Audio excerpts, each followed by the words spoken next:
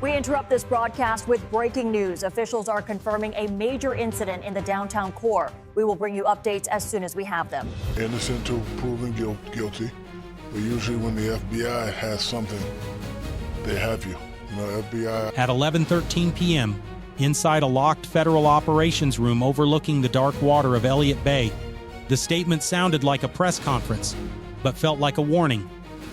4 tons of cocaine seized, $80 million in dirty cash identified, 39 warrants executed across the Pacific Northwest, and a foreign governor acting as a financial kingpin, now in custody, Seattle, Washington.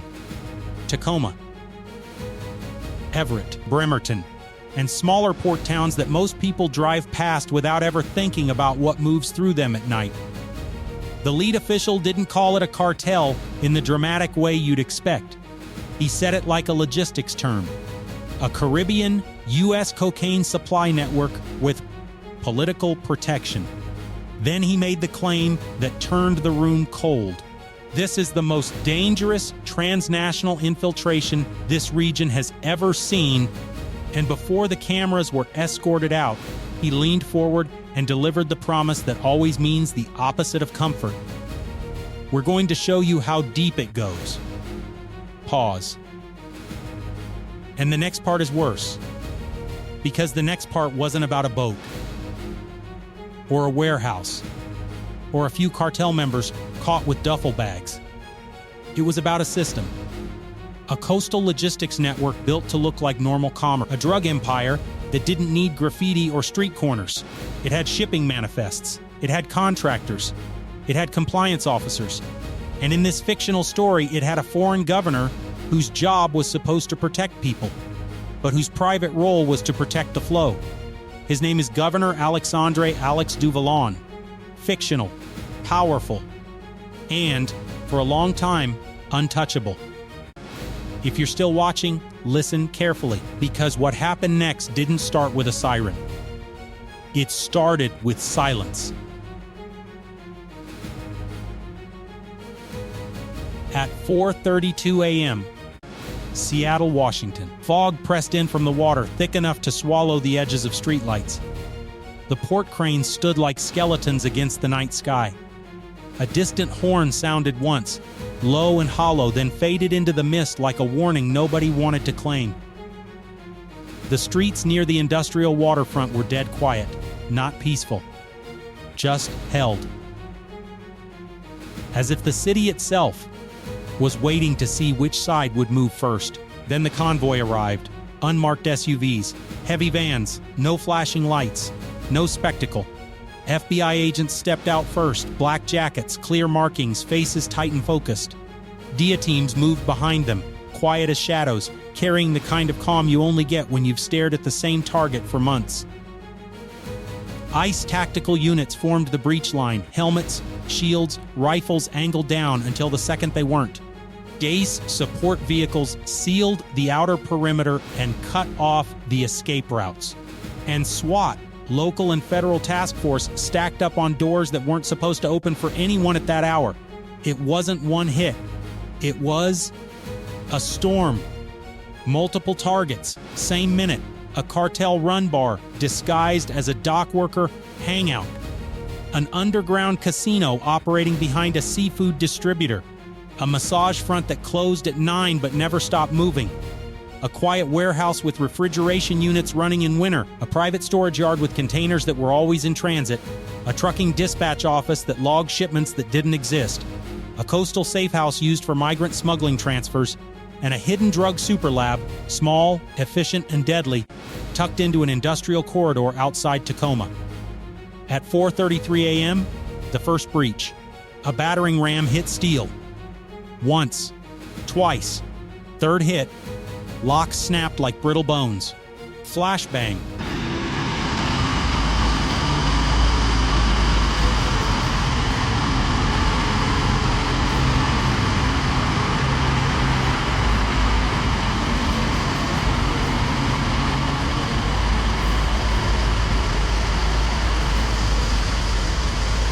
A white blast of light, a crack of sound that turned the hallway into chaos. Agents flooded in with controlled violence, fast feet, sharp commands, zero hesitation. Federal agents. Hands where we can see them. A suspect ran for the back. He had a duffel bag, too heavy to be clothes. He slammed into a door and fumbled the latch like his fingers had forgotten how to work. An FBI agent caught him before he could turn the knob. They hit the ground hard. The duffel bag split open. Cash bricks spilled out, rubber-banded stacks, vacuum-sealed bundles, the kind of money that doesn't come from paychecks. Across town at 4:37 a.m., DIA and ICE teams hit a warehouse near the port. The air inside smelled like salt, diesel, and cold metal. Pallets were stacked high and labeled with harmless words: coffee, cocoa, ceramic tile. The first layers were real. That's what made it smart. Legitimate cargo on top. Contraband underneath. Agents pried open a container floor panel and found the first bricks. Cocaine wrapped tight, stamped with a fictional cartel mark, a compass rose. A logistics cartel branding its product like a corporation. A DIA agent started counting aloud, voice flat, almost bored. Because emotion is a luxury in rooms like this. 200, 400, 800. By 5:05 a.m., in just that one warehouse, they'd recovered over 1.3 tons. And the night wasn't even halfway done. At 4:46 a.m., a SWAT team hit the seafood distributor. From the outside, it was a normal business: fresh fish, ice, invoices. Inside, behind a false wall, was a counting room. Cash counters still warm. Ledgers in plastic sleeves, a whiteboard with shipping schedules, coded in simple terms that only look innocent until you know what they mean. Blue crates wasn't seafood. Blue crates was cocaine. Yellow trucks wasn't delivery. Yellow trucks was movement to inland cutouts. And on a desk sat a stack of passports, multiple countries, different names, same photograph, a pipeline for identities as well as narcotics. At 4:58 a.m., ICE hit the coastal safe house. It looked like a rental. Generic furniture, no personal photos. A place designed to hold people temporarily and leave no story behind. They found suitcases lined up like someone was about to take a trip. But the contents weren't vacations. New clothes with tags still on. Prepaid phones. Printed route sheets. A list of pickup times near ferry terminals. Migrant smuggling routes hidden inside port traffic. Because busy systems make the best cover. Agents moved through the rooms fast. Then someone opened a closet and froze. Inside, a panel door. Behind the panel, a short ladder down into a crawl space. And in the crawl space, sealed plastic tubs filled with documents, USB drives, and one steel case with a tamper seal. A federal agent lifted the case and felt the weight. Not guns, not drugs. Evidence. The kind of evidence you don't keep unless you're collecting leverage. At 5:21 a.m. in Tacoma, the suspected drug super lab got hit. The atmosphere changed immediately. A chemical sting in the air, vent fans humming, plastic sheeting, industrial mixers, pill presses. Not a cartel, fantasy lab. A real one. Industrial. Efficient. Built to kill. DIA chemists scanned the setup and started calling out components like they were reading a bomb. Cutting agents. Binders. Stamp dies. Packaging trays. In one corner they found fentanyl powder, small volume, massive death. In another they found counterfeit pills. In a locked cabinet, handwritten dosage notes and test strip results. Someone was optimizing. Someone was running quality control. And that is a different kind of evil. One that treats overdose like a metric. At 5:49 a.m., the twist arrived. Not in a gunfight, in paperwork. In the Seattle warehouse office, agents found hidden servers, rack-mounted, blinking, actively running, encrypted. Air-gapped backup drives sealed in anti-static bags. And inside a steel box bolted to the floor, they found a ledger that wasn't just financial. It was political. A list of names, coded titles, and payment schedules. Harbor liaison, customs influence, maritime priority, then a line that made the room go silent. Gov auth key, du vallon, not a rumor, not a tip, a label, a key. A direct reference to the governor's authorization token used to approve transfers, protect shipments, and neutralize enforcement pressure. In that moment, the first raid stopped being about cocaine and became about power. At 7:14 a.m., inside an FBI cyber forensics lab, bright lights, cold coffee, sealed evidence bags, analysts began to crack the network. This is where the story becomes a diagram, where chaos becomes architecture. They imaged drives, cloned servers, isolated encrypted partitions, and peeled back layers like skin. At 9:02 a.m., the first major encryption fell. A network map blossomed across a screen, nodes pulsing, lines stretching from the Caribbean to the West Coast. Seattle wasn't the center, it was the crown jewel. A port city with enough volume to hide anything. A place where containers move like blood cells. Too many to count, too many to stop. The operation had a code name, not Solaris, something sharper, Operation Black Tide, because it moved under the surface, and when it rose, it brought wreckage. Analysts traced shell companies that looked like legitimate import-export firms, ghost corporations registered to vacant lots and mailbox stores, sham charities collecting disaster relief donations that were routed into offshore accounts, fake nonprofit foundations with beautiful mission statements and zero verified programs. Restaurant chains used to commingle cash, logistics firms with clean compliance documents and dirty freight, a maritime consulting group that billed for risk assessments and delivered protection schedules instead. Money flowed across continents through disguised transfers, small payments stacked into big numbers, invoices split into manageable pieces, wire transfers routed through financial havens and then returned to U.S. accounts disguised as investment capital. $80 million wasn't carried in suitcases. It was laundered through legitimacy. Then the analysts found the command layer, an encrypted authorization key used to greenlight high-risk movements and trigger pressure relief protocols when law enforcement got close. The signature didn't belong to a cartel lieutenant. It belonged to a head of state-level power, foreign but influential. Governor Alexandre du Vallon. In this fictional story, he wasn't just taking bribes, he was directing the flow. His key was linked to shipping schedules, warehouse rotations, and migrant smuggling corridors used as noise and cover. And when one analyst pulled up a file labeled Black Tide/Safe Harbor, it showed Seattle and the Pacific Northwest described in one chilling phrase: protected port zone. A secure drug empire hub, a cartel fortress built out of cranes, customs codes, and political protection. That's when the supervising agent said it out loud, because some truths don't fit in polite language. This is not corruption. He stared at the network map, lines crawling like veins. This is command-level collusion. Another pause. And this is not negligence. He pointed at the governor's signature on the authorization logs. This is engineered treason. Then came the open loop, because every operation like this has a second wave. And the second wave is always worse. If the governor's key is here, the agent said, voice low, then we haven't hit the real nerve yet. At 3:58 a.m. The next morning, a command center in the Pacific Northwest lit up like a war room.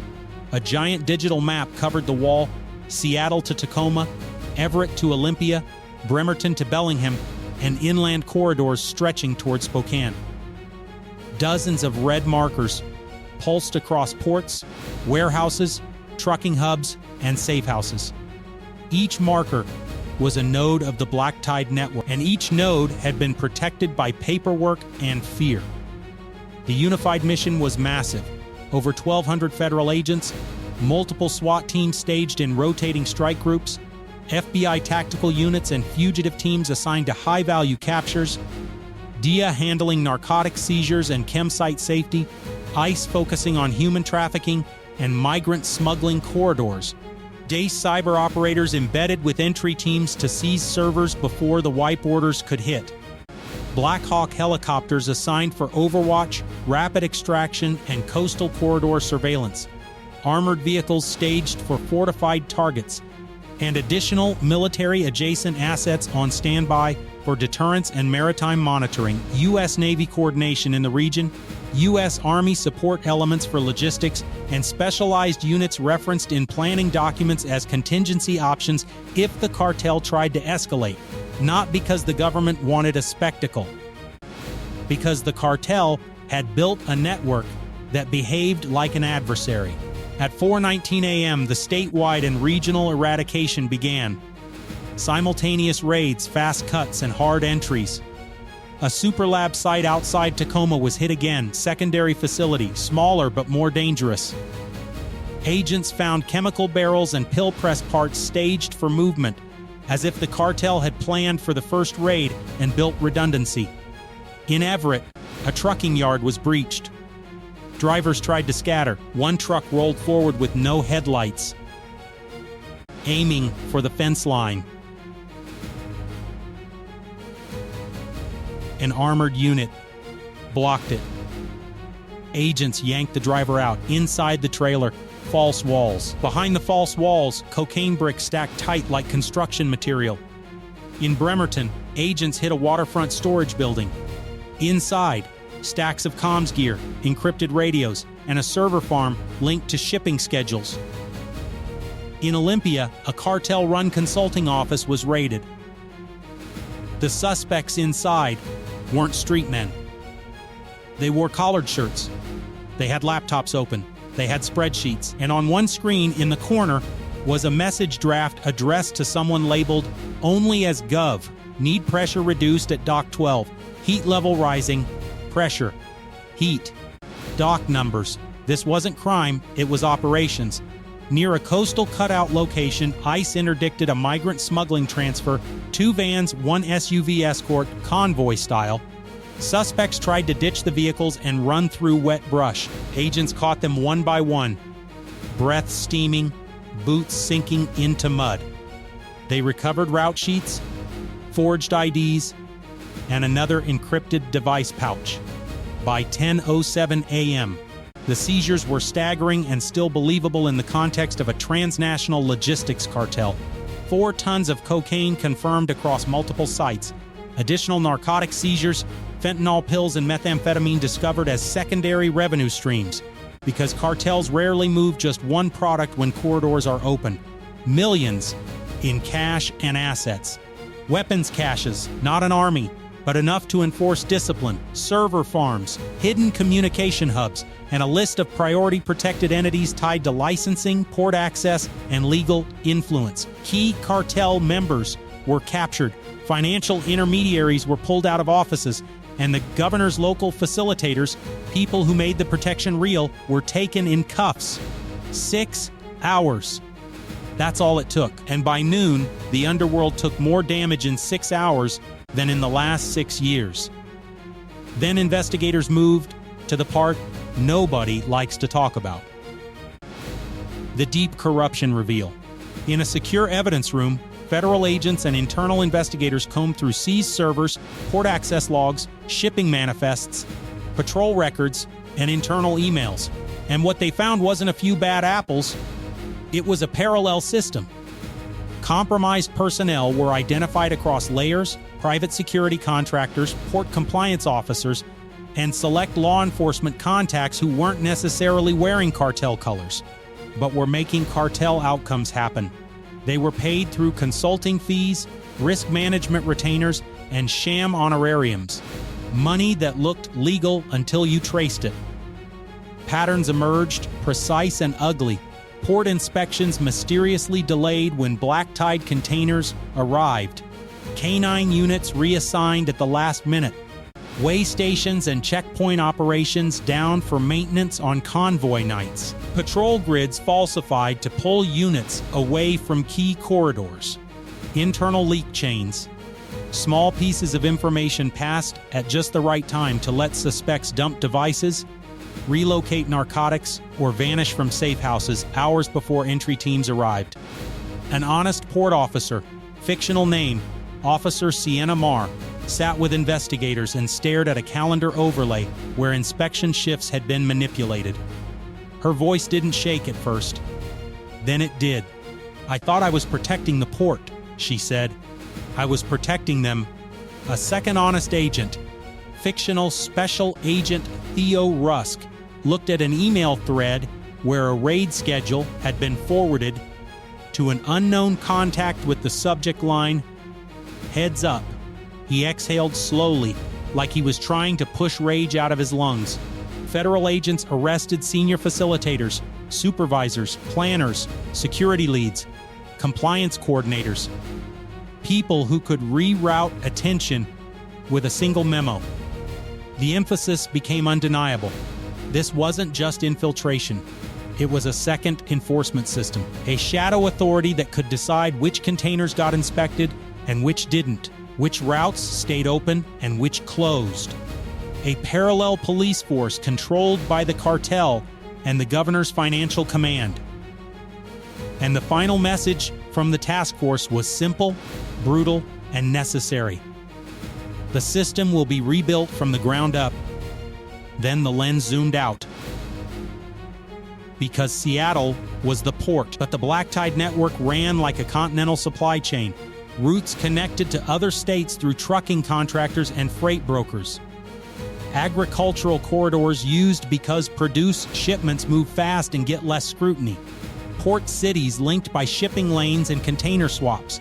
Fake green energy grants used to justify warehouse leases, equipment transport, and infrastructure improvements that created perfect cover for moving narcotics. Analysts estimated the network could move multiple tons of narcotics per week without triggering immediate alarms, not because the system was blind, but because the system was being managed. Shipping manifests altered with small edits, container weights adjusted, inspection schedules manipulated. And whenever a corridor ran hot, migrant smuggling and human trafficking activity spiked nearby.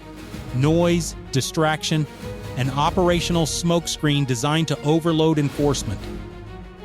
Then, deep in the seized data, they found the final catastrophic phase file. Black Tide / Permanent Harbor. It wasn't just a plan for profit. It was a plan for permanence, a blueprint to turn the Pacific Northwest into a long-term protected corridor for the cartel. An American-facing headquarters for transnational logistics, shielded by political influence and financial leverage. And the chilling realization wasn't hidden in dramatic language. It was typed cleanly, like a corporate strategy memo. Protection is more valuable than product. Meaning, once the cartel controls protection, it can move anything. Cocaine, fentanyl pills, heroin, methamphetamine, people, money. And it can do it for years. Not by hiding from the system, by redesigning it. Now comes the part that should always sit heavier than the headlines. The moral conclusion. Because power doesn't always need open violence. Sometimes it only needs silence, ambition, and a few people willing to sell their access while everyone else keeps believing the paperwork. 4 tons of cocaine isn't just weight. It's neighborhoods poisoned slowly. Fentanyl pills aren't just numbers. They're funerals with closed caskets. Heroin isn't just a narcotic. It's a family watching someone vanish while still breathing. Meth isn't just a drug. It's a city block that stops sleeping. Human trafficking and migrant smuggling aren't just cases. They're human beings turned into logistics. If you're still watching, tap like so more people see this story. Comment expose if you want corruption, fictional or real-world patterns to be dragged into the light, because sunlight is the only thing these networks can't bribe. And one more time clearly, so nobody mistakes this for a real report. This is fiction. Names were invented. Events were dramatized. But the warning is real. When a drug cartel stops acting like a gang and starts acting like a government, the storm doesn't come from the streets. It comes from the port.